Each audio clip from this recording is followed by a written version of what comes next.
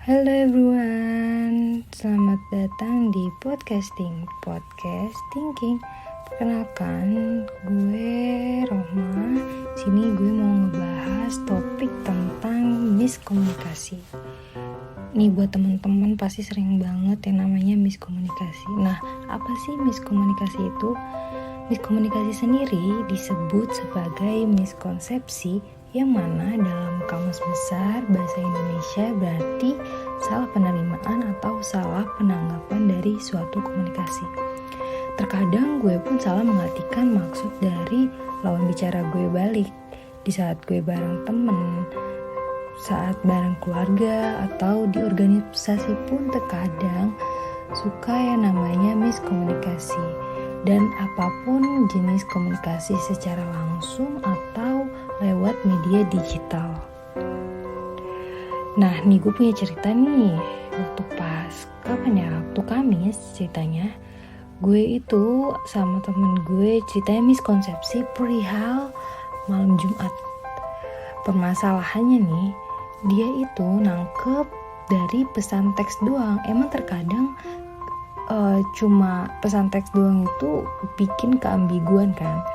Nah, singkat cerita dia bilang tuh mau pergi nih malam Jumat, sedangkan dia bilang itu bener-bener pas di hari Kamis. Berarti kan harusnya bener-bener hari itu juga dong malamnya.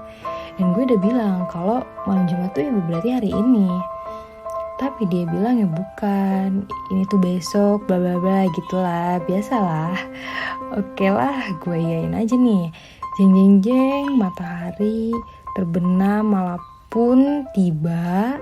Abis itu nih orang telepon lah sama temennya ini. Kalau memang ternyata perginya itu benar-benar hari Kamis. Hari Kamis itu malamnya, malam Jumat. Ya udah mau gimana kan ya, wassalamualaikum deh tuh, jadinya miskom keduanya.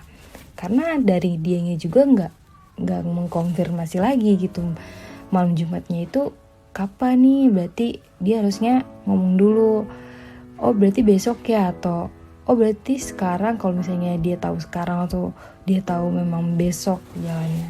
Jadi kan nggak miskom keduanya. Nah, ini coba buat kalian, bener gak sih kalau malam Jumat itu berarti di hari Kamis malam besoknya Jumat? Gue mau tahu pendapat kalian gimana tentang perkara malam Jumat itu di hari apa. Oke, bukti lain juga itu di era digital sekarang ini pengguna media sosial untuk berinteraksi lebih sering atau didominasikan dengan miskomunikasi. Coba, sering banget berarti ya orang itu miskom. Nah, kenapa gitu? Apa penyebabnya? Penyebabnya itu karena ketika kita mencermati sesuatu atau bacaan yang lagi kita perhatikan, itu hanya sekilas misalnya, tidak berbentuk audio yang dasarnya aja kurang paten. Jadi kita tuh kurang menangkap maksudnya.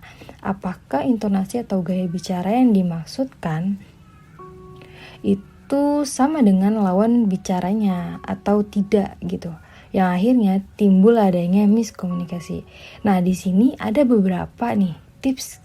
Gue mau ngasih tahu beberapa tips cara supaya kita terhindar dari miskomunikasi. Yang pertama, ada yang namanya konten. Jadi, konten di sini dimaksudkan dengan makna langsung dari lawan bicaranya. Jadi, kita nih ya selagi masih bisa bertemu langsung gitu.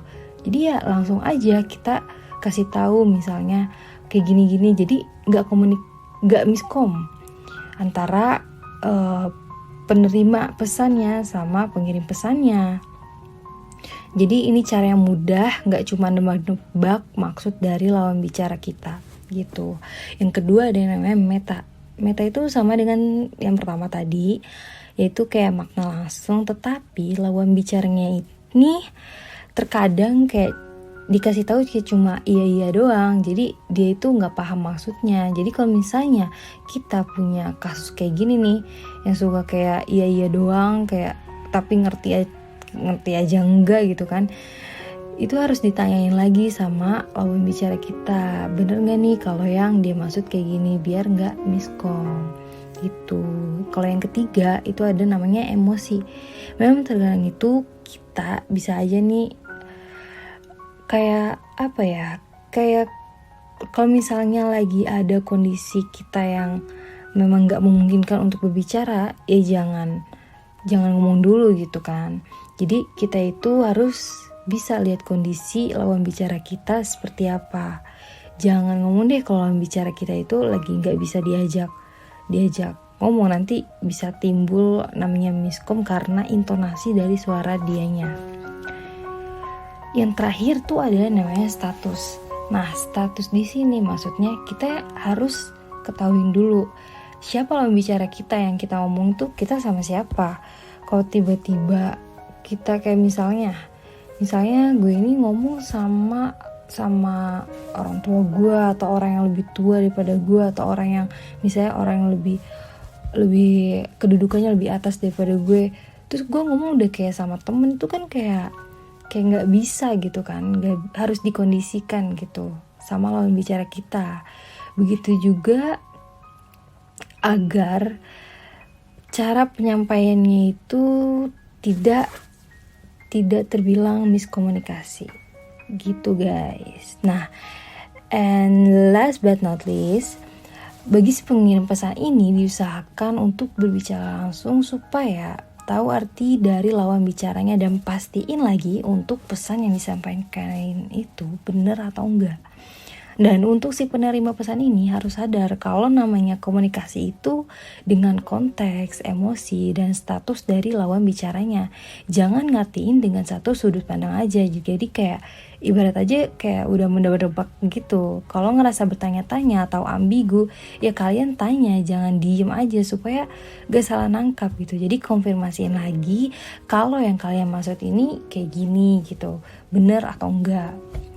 Nah, oke, kayaknya pembicaraan yang gue tuju itu udah lumayan cukup untuk membahas topik kali ini ya. Jadi ini termasuk podcast perdana gue bikin.